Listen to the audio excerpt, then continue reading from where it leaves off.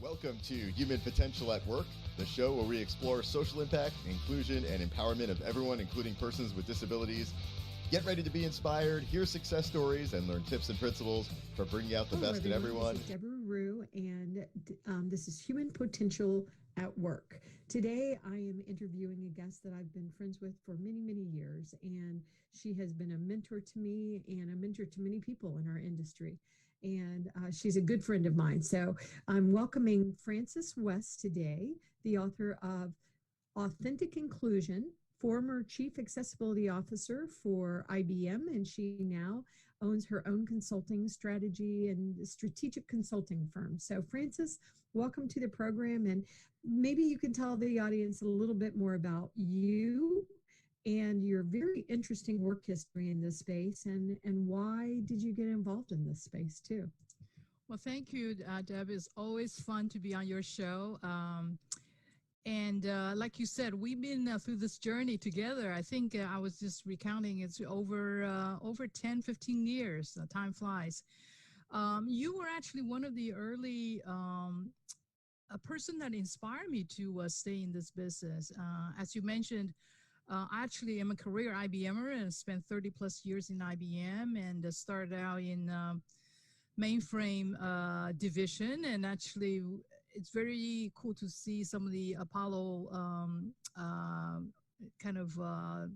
news nowadays, because as you probably know, IBM was involved in that incredible mission. So I was in that kind of a system, kind of a back office technology business for many years, until in the early 2000s, I had a chance to go into IBM Research to head up the Accessibility Center organization.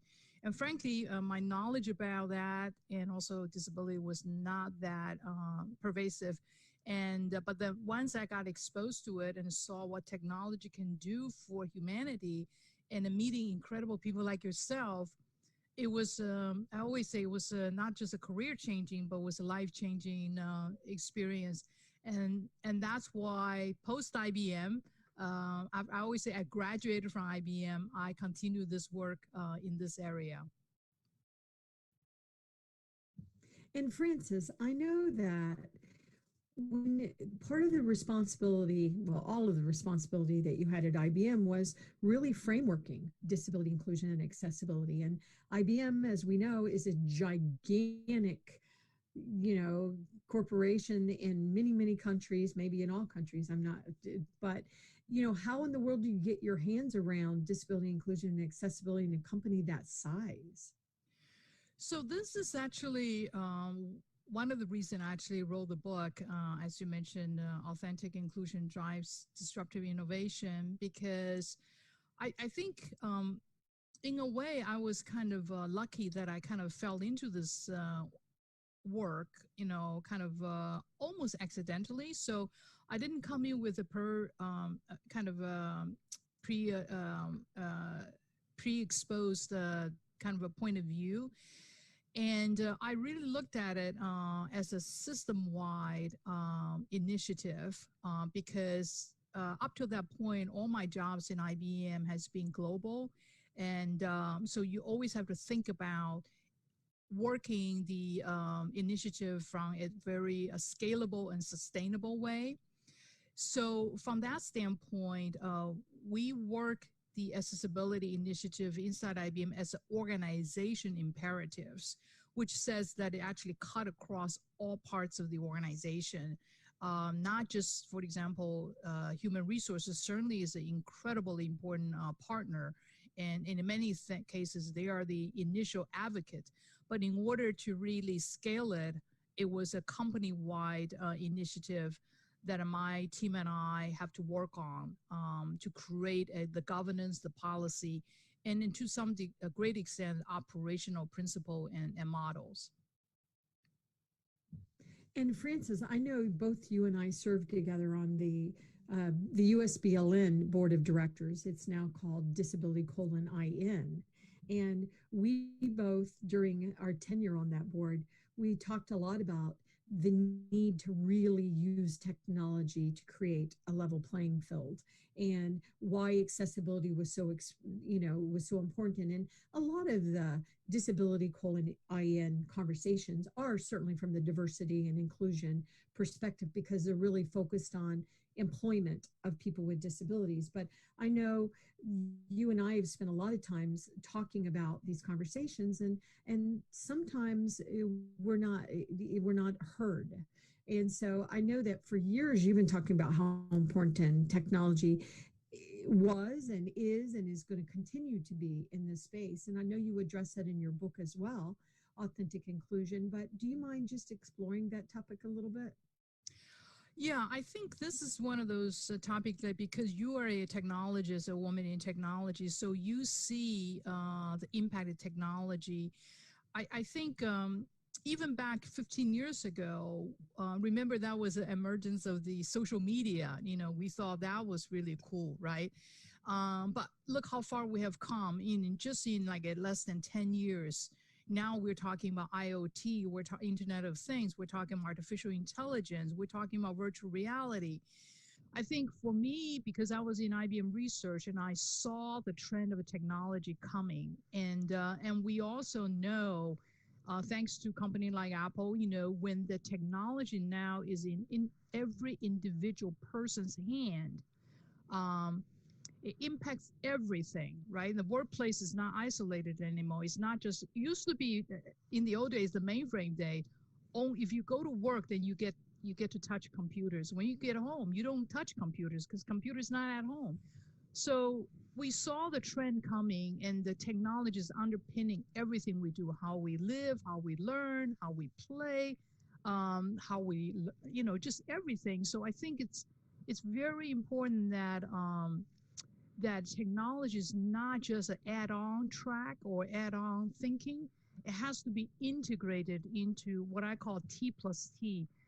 The first T stands for talent. The other T stands for technology. These two has to come in hand in hand at organization level. It can be government, it could be private sector, or it could be nonprofit. Especially nonprofit, I think they really have to, embrace the technology, because it's not going to go away. And yet nonprofit in many cases are in what I call the human first business.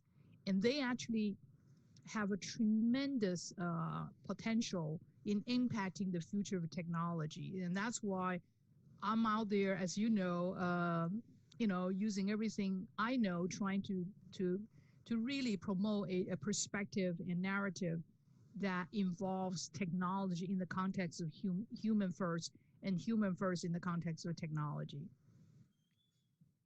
Yeah, and that's why I really appreciate the work so much that you're doing. And I know you're going all over the world talking, giving speeches, and introducing your book, and your book's doing really well. And I know I read it and reviewed it, and I remind the audience it's really important to put reviews out on books. It's really hard to get a ranking if we don't get reviews. So I encourage you to first buy a copy of Francess's book, and also consider leaving a review, because it really does help the author. But I think what's also interesting, Francess, is that I really believed for a long time, and I still do, but my belief has been shaken just a bit. But I really believe that where we were going to continue to see the innovations were going to come from the corporations. And I saw so much innovation coming from IBM when you were leading the team, and you had an amazing team behind you.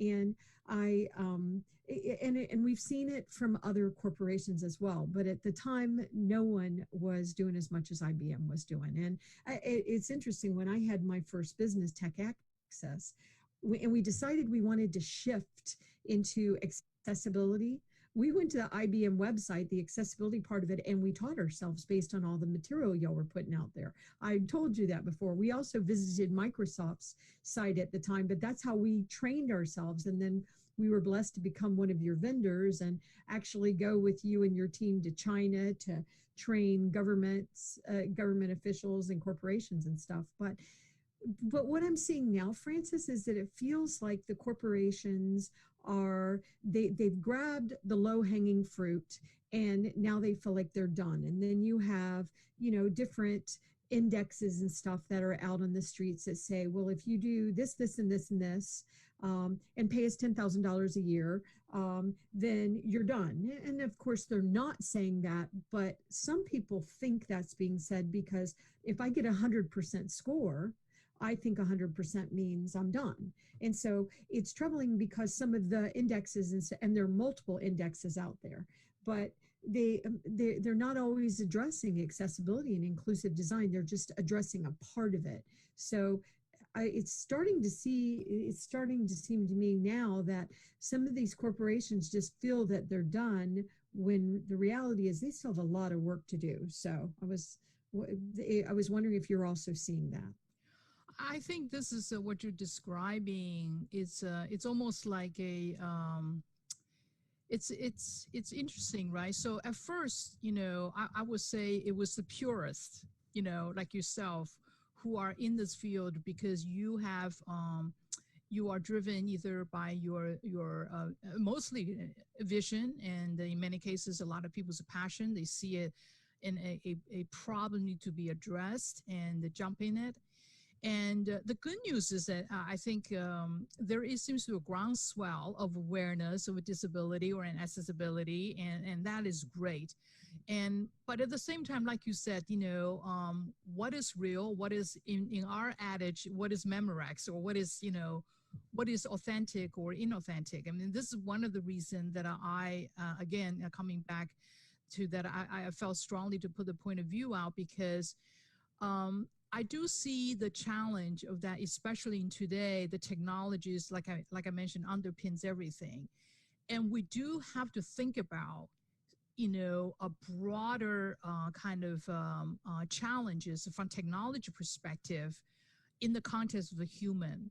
And if you recall, in the early days of accessibility, when web accessibility first came out, all the companies actually realized this is a bigger than just a single company issues, right? Because we are attacking or trying to attack together a major world-changing technology called internet. So companies actually came together. I remember early years, Microsoft, IBM, Adobe, Sun Microsystem. We actually, even though we compete fiercely in the marketplace, but we collaborate. But we collaborate not just on, kind of events-based activities. We collaborate on tough stuff like standards, right? I know at one point I have my team is on back in IBM was on 34 different standards organization, right?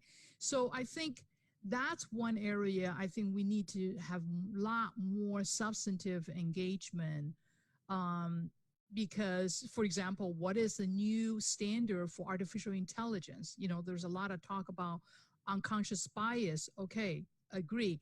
Those are kind of intellectual discussion, but how do you translate that into machine learning logics? This is the kind of area I see that companies, whether it's technology company or private sector companies, really have to put some effort in and to address the foundational topic. If we all agree that technology is going to impact the future of work and future of society and future of employment, then I think it's time that we actually need to call on, especially enterprises, big companies, global companies who has employees all over the place, and technology companies to come together to work on some of this very, very, I think it's more complex, but potentially a very, very important area that has a sustained and tangible impact on every person's life.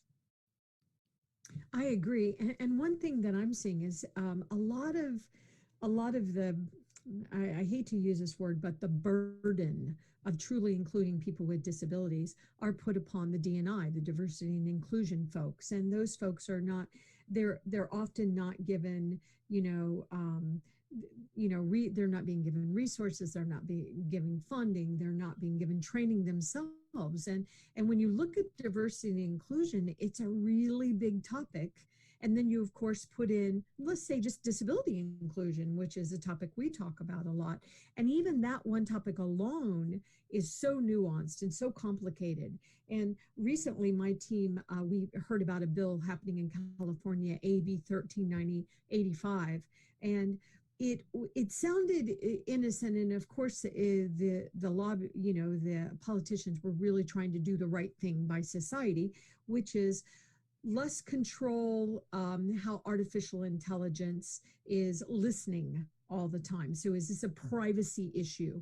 And, do we want, the artificial intelligence like Alexa, or Siri, or, Watson is the artificial intelligence, one of the first artificial intelligence from IBM. But do we want it listening to us all the time? Is that a privacy issue? Which sometimes society doesn't understand. That is how artificial intelligence learns. Is, as you said, it's machine learning, and so they're learning. Did that answer your question? Alexa will ask me, and I'm like, no or yes, and it's learning. But the thing that really made my team nervous was, depending upon what happened with this law, some of these big manufacturers could pull out of California, which was where this law was taking place. And people with disabilities are using these devices to be independent more so than the rest of society. And so we can't afford to have anything taken away from us. We need to do more, not have things taken away from us. So I think all the lawmakers have to really look very carefully at anything they're doing now with technology, which is what you've been predicting for years, Francess. And IBM was showing a lot of leadership. I always thought it was interesting when you would talk about the history of IBM and when IBM first hired their first employee with a disability. And, I don't know if you want to talk just a little bit about that, but I always thought it was interesting because I had no idea the history that IBM brought into this community. Well, this is 1914. I think that's the first time we hired a blind engineer. So that's now, wow, long time ago. My math is I think 105 years or 95 years ago. So so it is. I think this is the difference, right? I think a certain company, and I do see some companies really view diversity as a part of their business differentiation, right? I mean, they didn't do it because ADA was non-existence back then, and company like IBM did it back then because they see the diversity actually really fuel innovation.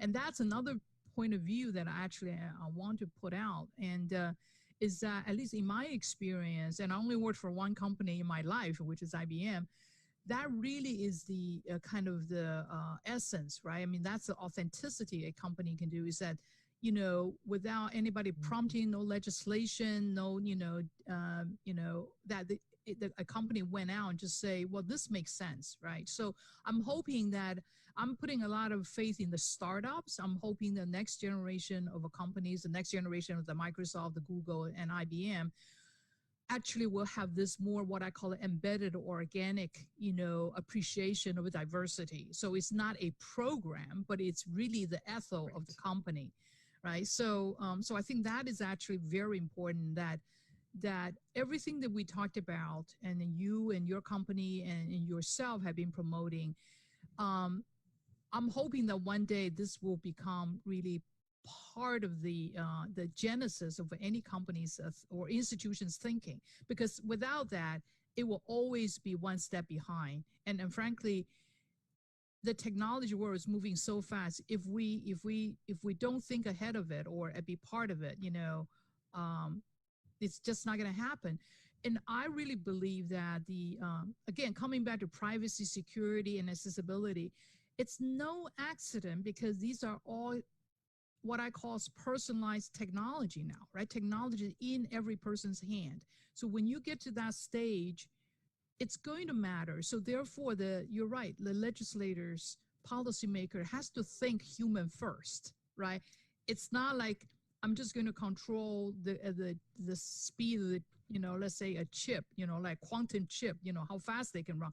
No, you're talking about impacting humanity here. So there is a little bit more complex point of view needs to be integrated, but the complexity can be made very simple if you involve the stakeholders from the get-go, right? I mean, I found that people with disability are most willing to work and then to give and take, because they live their whole life negotiating and frankly, in some cases, compromising. So that's part of my push in my new narrative is that you have to engage diversity. In this case, people with disability actually bring an extreme point of view from a technology challenge, but also opportunity standpoint. So that's what I'm like every day I wake up, it's like, okay, I got to do more because I really believe in it. Right. Well, and also you were the first, if I'm remembering correctly, you were the first woman to be selected as a chief accessibility officer for a major corporation. And I remember we were very excited about that. And I was just wondering if you could just address that a little, because I would like to see more chief accessibility officers and certainly women and diversity in those positions as well. But I don't see that happening very often. It seems like there's less now, not more. Well, this is, I am just very blessed and very honored to have that position appointed. And I think being a woman in this case really is a added value, right? Because we know a woman in tech, it's not that common yet, unfortunately. And therefore, and being a woman, I think in many cases, and being a mother, and being a daughter and being a sister, I think it helped me to bring a more holistic perspective about what is most important. And that kind of a point of view and being able to prioritize what's important, especially when we're talking about personal technology like we're dealing with today, actually helped me in making the business decisions, whether it is at a head of IBM's accessibility center or doing my own business nowadays. I think women has the incredible capability to prioritize because we constantly have to balance work, life, family and everything. So that's another point is that I actually are out very actively trying to promote women in tech. And I also believe that then technology has moved to the point where everybody think about if you want to be a technologist, you have to be a coder, like you have to be running, writing machine language for AI. No, as you know, there are many, many different roles. And right now, one of the most important roles is design, right? Design thinking, design partner, or empathy, kind of a point of view for user experience. All those things takes creativity and can leverage women's, kind of intuitive skills and capabilities. So I think women, if any woman wants to get into STEM curriculum, I think they should start with accessibility and user design thinking because it just makes sense to me. I agree. And I know that you and I have both talked a lot about, and we kept warning and watching and, seeing how it was unfolding, but the aging of our societies and how people that are aging and acquiring disabilities every day for the next few years, 10,000 Americans turn 65, 10,000 every single day. So, and we are disabilities. We've acquired disabilities, all different kinds of disabilities. And I know that was something that we've talked about a lot, but it's here now. And you are originally from Hong Kong, so you're a Chinese American Chinese. And so very interesting things happening in that part of the world as well, especially with aging and how do we get our hands around the technology to support people in every stage of their life. Yeah, this is actually absolutely global topic. I think if just like mobile technology kind of put accessibility, shifted technology kind of front and center because all of a sudden people can relate, for example, font size on a mobile phone or the color contrast. I think the aging phenomenon that's happening globally as a societal a trend is going to again help to put the disability in a quote unquote mainstream context, right? Because you just can't get away with it if you're age, and the numbers is with us, right? Because again, I use China as an example. By like 2050, there will be over 365 million people over age 65. I mean, that's the entire population of the United States, right? Because I was going to say that's more than the that's U.S., right? exactly. So as government, and then you couple that with a one-child policy that was Right. kind of implemented for the past 20, 30, 40 years, you have a real economic challenge in your hand, right? So so this is an economic issue. This is more than just feel good, do good, philanthropy or charity topic. That's why it's not surprising. The Chinese government is doing everything they can using technology to create what they call the smarter, in their definition, smarter city is actually it's designed and focused with aging citizens in mind. And in many cases, they're a lot more progressive in their, because they're a lot more liberal in using technology too, as you know. But so those are use cases coming out. Spain, the same thing. We know ONCE has been a very big, because Spain and Italy, 25% of their population already is over 65. So I think I'm just hoping that I can live long enough to really, ride this huge wave of age, and then you and I could be could be on that surfboard, to say, see, what did we tell you, right? So. That's right. That's right. And mentoring all of the wonderful young people that are coming up behind us too. Right, so, Francess, I want to remind the audience, Francess has been on the show before, and when she was still with IBM. So we'll put that link out so that you can listen to that too. But Francess, tell the audience how they can learn more about your work, your business, your book. I know you're on social media, so tell them how they can find you. Yeah, I think, thank you so much for writing the review of the book. My hope is that this book actually, the purpose of the book actually twofold. One is to really address the C-suites and the board members and to have them challenge them to think about accessibility or disability or digital inclusion from an innovation perspective, not, as an HR perspective. Another part of the reason I wrote the book is that I'm hoping that in the later chapters, I actually lay out like how do you engage C-suites, right? So the intent is that helping them to understand what that means to engage, let's say, technologists. So it's almost a little bit of a how-to guide.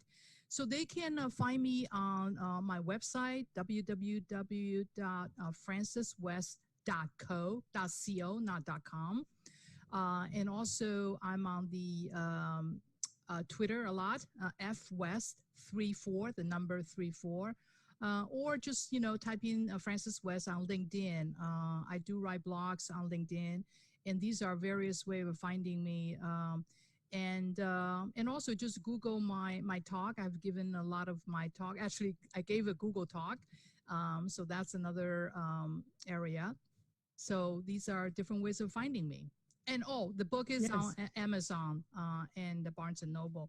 Or if you're in the Boston area, I can stop by Harvard Coop. I was very flattered that Harvard bookstore carried my book there. Physical book. Yeah, that is very cool. Yeah, that's fun. Well, Francess, thank you for being on this show. And we'll put all the links out on our website when we post it. But we appreciate your wisdom, and I look forward to continue to save the world with you. But thank you so much for being on the show today. Well, thank you. You are like I said, I learned a lot of business disability accessibility from you, and this is a great way to kind of have a summer chat and with a friend like you. Thank you. Yes, and congratulations on your new granddaughter too. So thank you. That's the best prize. All right. Bye. I agree. Bye, everyone.